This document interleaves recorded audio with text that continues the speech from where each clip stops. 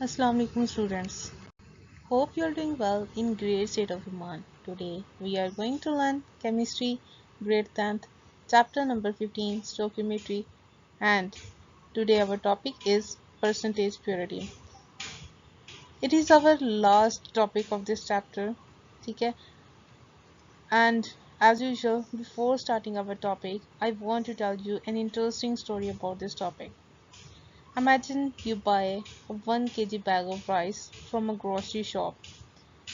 तो जब आपने उसको घर आके खोला उस बैग को, तो आपने देखा, नोटिस किया कि उस राइस के बैग में स्मॉल स्टोन्स भी हैं, ठीक है, और कुछ ग्रेन्स टूटे हुए भी हैं।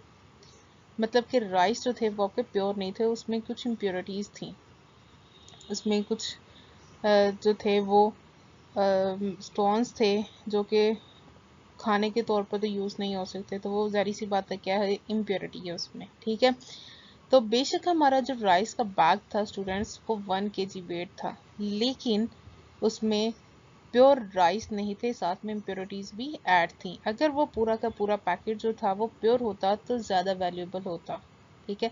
इसी तरह की सेम चीज़ जो है स्टूडेंट केमिस्ट्री में भी नोट की जाती हैं। बहुत से केमिकल्स ऐसे होते हैं जिन्हें क्या होता है, मिक्स किया जाता है दूसरे केमिकल्स के साथ इम्प्योरिटी के तौर पर। तो वो क्या करते हैं कि वो इम्प्योर हो जाते हैं वो केमिकल्स, ठीक है। तो उससे क्या होता है, हमारे जो रिजल्ट्स होते हैं केमिकल रिएक्शन के बाज़ औक़ात वो सही नहीं आते, ठीक है। तो साइंटिस्ट जो है उन्हें क्या चाहिए होता है, प्योर रिजल्ट चाहिए होता है, परफेक्ट जो है उन्हें अपने रिजल्ट चाहिए होते हैं। तो उसके लिए क्या ज़रूरी होता है, प्योर किस्म के केमिकल्स जो कि वो यूज़ कर सके अपने रिएक्शन को परफॉर्म करने के लिए। तो वो क्या करते हैं, फिर अपना कोई भी केमिकल रिएक्शन स्टार्ट करने से पहले उन केमिकल्स की परसेंटेज प्योरिटी चेक करते हैं कि इसमें कितने % इम्प्योरिटीज़ मौजूद हैं, ठीक है। तो फिर किसी हद तक इम्प्योरिटीज़ को रिमूव करने की भी कोशिश करते हैं। तो yes, today our topic is percentage purity, and today's lecture we will learn how we can calculate the percentage purity from a sample, and why it is so important to learn, because it is very important in our food, medicines, and many other products that we use in our daily life. So let's start our topic today. Definition सबसे पहले हम देखेंगे जी, percentage purity. In chemistry, purity refer to the degree to which a sample is free from impurities. और chemistry के according student, purity जो है ये उस पैमाने या उस डिग्री को कहते हैं जब एक सैंपल जो होता है हमारा किसी भी सब्सटेंस का, वो इम्प्योरिटी से कितना फ्री है, कितने % इम्प्योरिटीज उसमें मौजूद नहीं है। इस तरह का जो लेवल होता है हमारा प्योरिटी का, वो हमारा परसेंटेज प्योरिटी कहलाता है। The percentage purity of a compound indicate the amount of the pure compounds present in an impure sample. Percentage purity हमें बताती है कि हमारा जो कंपाउंड है स्टूडेंट, वो क्या है, कितने % प्योर है और कितनी अमाउंट जो है इसमें इम्प्योर सैंपल्स की मौजूद है। ये सारी चीज़ें जो है ये हमें परसेंटेज प्योरिटी बताती है। परसेंटेज प्योरिटी का फॉर्मूला होता है जी, sample of pure substance over total mass of the impure sample, ठीक है। तो हम क्या करते हैं, सबसे पहले अपना जो प्योर सैंपल होता है उसका वेट करते हैं, उसका मास लेते हैं, और जो इम्प्योर सैंपल होता है हमारे उस वेट में, उस पूरे के पूरे सैंपल में उसका वेट अलग से करके उनको डिवाइड करते हैं मल्टीप्लाई बाय 100। तो जो आंसर आता है वो हमारी परसेंटेज प्योरिटी होती है, ठीक है।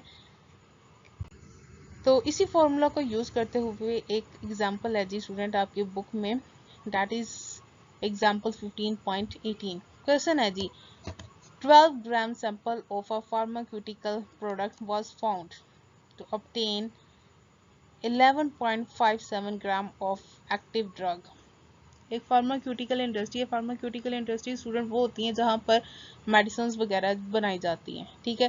तो एक फार्माक्यूटिकल इंडस्ट्री को एक सैंपल मिला जिसका वेट कितना है, 12 ग्राम्स।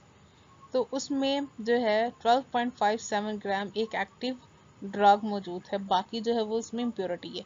तो हमने क्या करना है जी, find out the percentage purity of the sample. तो हमने उस सैंपल की परसेंटेज प्योरिटी जो है वो फाइंड करनी है, ठीक है। तो सबसे पहले हम देखेंगे कि हमें गिवन क्या है। स्टूडेंट हमें गिवन है दो चीज़ें, टोटल मास गिवन है हमारा, ठीक है, और टोटल मास कितना है हमारा 12.0 ग्राम, और एक्टिव जो ड्रग है उसका मास कितना है, डेट इज 11.57 ग्राम।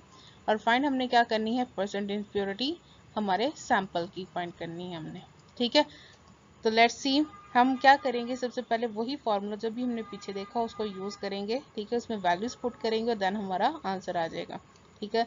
तो देखते हैं जी, सोल्यूशन है जी हमारे पास, फॉर्मूला हमने यूज़ किया, percentage purity is equal to mass of the pure drug, ठीक है, और मास हमारे पास प्योर ड्रग का कितना है जी 12 ग्राम, और टोटल मास ऑफ सैंपल जो है उसके हम उसको डिवाइड करके मल्टीप्लाई बाय 100 करेंगे तो हमारे पास क्या आ जाएगा, इसका परसेंटेज प्योरिटी का आंसर आ जाएगा।